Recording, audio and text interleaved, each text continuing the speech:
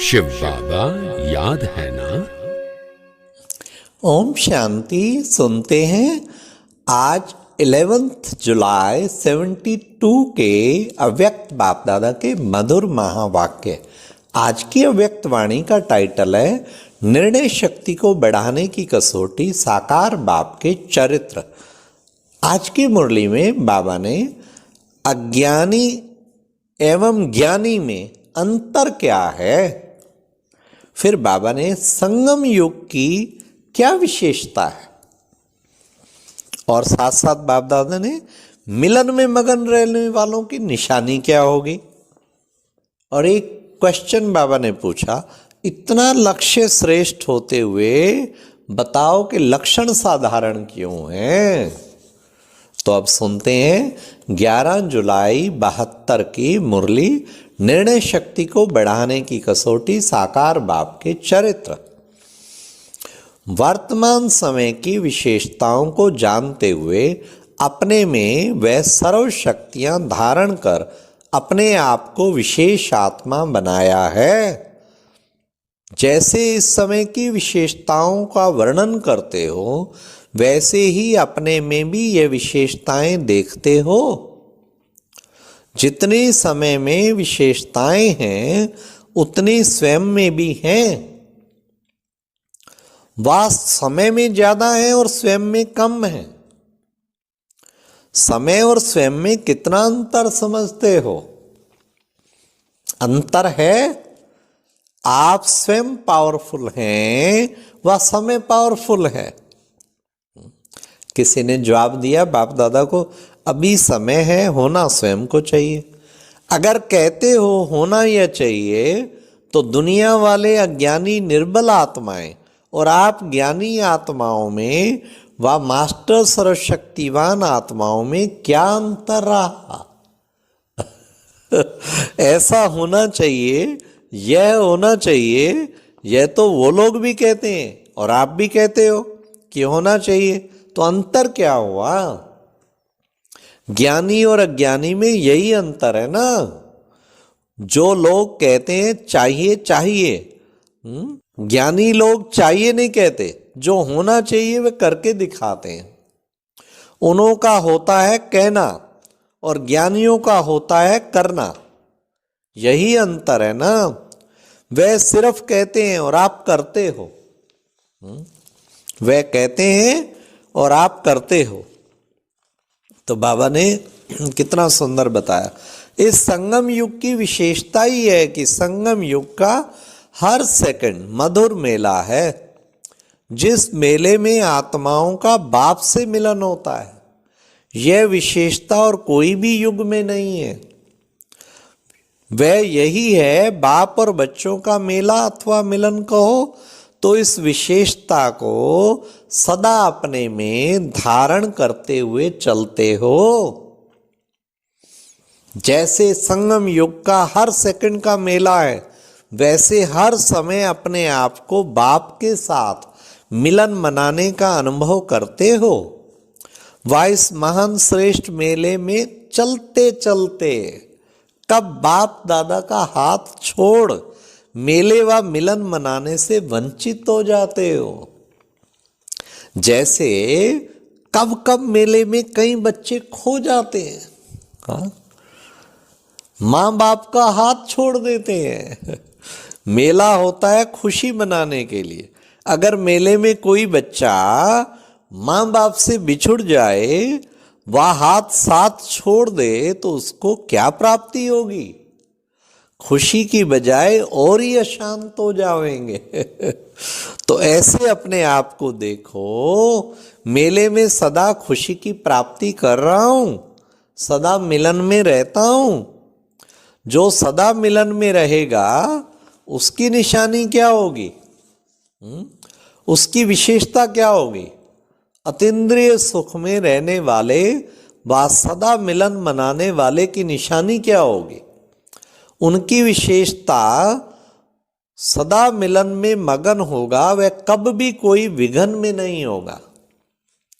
मिलन विघ्न को हटा देता है। बिल्कुल बाबा का एक एक शब्द तीर की तरह, कमाल है बाबा। वह विघ्न विनाशक होगा। मिलन को ही लगन कहते हैं ना। कोई भी प्रकार का विघ्न आता है वह विघ्न के वश हो जाते हैं। इससे क्या सिद्ध होता है? सदा मिलन मेला नहीं मनाते हैं। जैसे औरों को कहते हो कि समय को पहचानो, समय का लाभ उठाओ, तो अपने आप को भी यही सूचना देते हो, वह सिर्फ दूसरों को देते हो? अगर अपने आप को भी यह सूचना देते हो कि एक सेकंड भी मिलन से दूर नहीं रह सकते हो, हर सेकंड मिलन मनाते रहेंगे।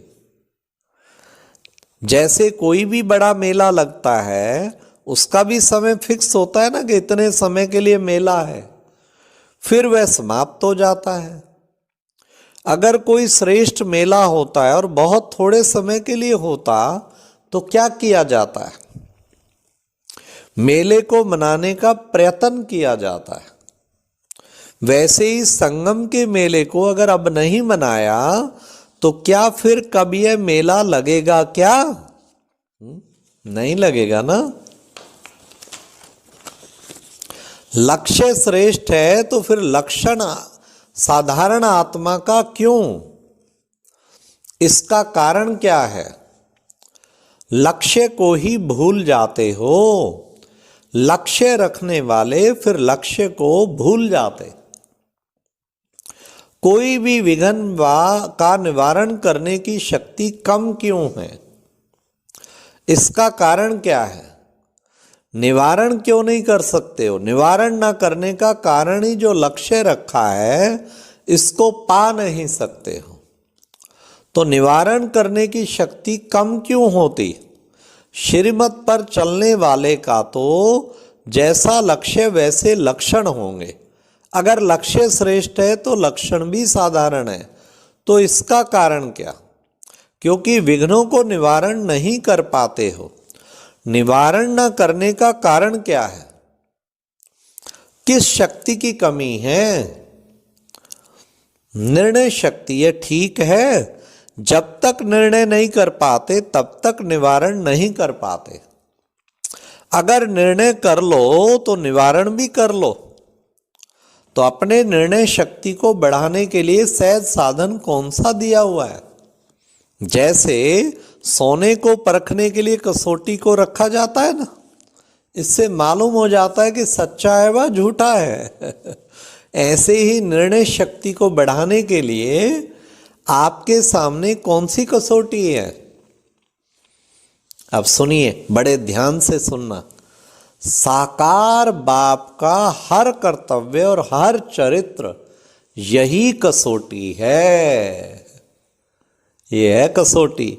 जो भी कर्म करते हो, जो भी संकल्प करते हो, अगर इस कसौटी पर देख लो कि ये यथार्थ है या अयथार्थ, व्यर्थ है या समर्थ है, इस कसौटी पर देखने के बाद जो भी कर्म करेंगे वह सहज और श्रेष्ठ होगा।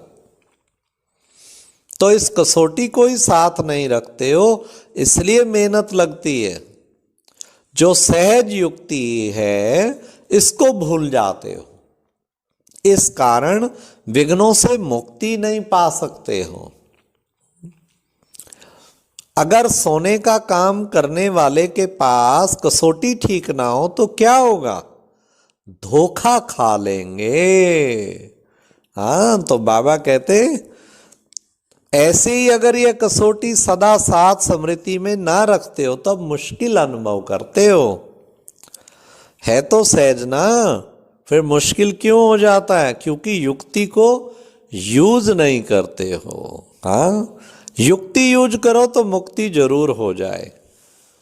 चाहे संकल्पों के तूफान से, चाहे कोई भी संबंध द्वारा, प्रकृति व समस्याओं द्वारा कोई भी तूफान व विघ्न आते हैं, तो उससे मुक्ति ना पाने का कारण युक्ति नहीं है। युक्ति युक्त नहीं बने हो। युक्ति अपनाओ तो मुक्ति पट हो जाए। जितना योग युक्त युक्ति युक्त होंगे उतना सर्व विघ्नों से मुक्त जरूर होंगे। और सर्व विघ्नों से मुक्त हो या युक्त हो, योग युक्त नहीं रहते तब विघ्नों से युक्त हो। जो कोई भी प्रोग्राम रखते हो, वह भाषण आदि करते हो, किसको भी समझाते हो, उसमें सभी को मुख्य कौन सी बात सुनाते हो? मुक्ति, जीवन मुक्ति आपका जन्म सिद्ध अधिकार है। तो जब आपका जन्म सिद्ध अधिकार है तो उनको प्राप्त करो ना। फिर कहते हो अब नहीं तो कब नहीं। तो यह जो मुख्य स्लोगन है, मुक्ति जीवन मुक्ति जन्म सिद्ध अधिकार है, इसको आप लोगों ने पाया है। बच्चे बने और अधिकार नहीं पाया। औरों को समझाते हो, बच्चा बना और वर्षे का अधिकारी बना। तो यह सिर्फ समझाने का है, वह प्रैक्टिकल करने की बात है।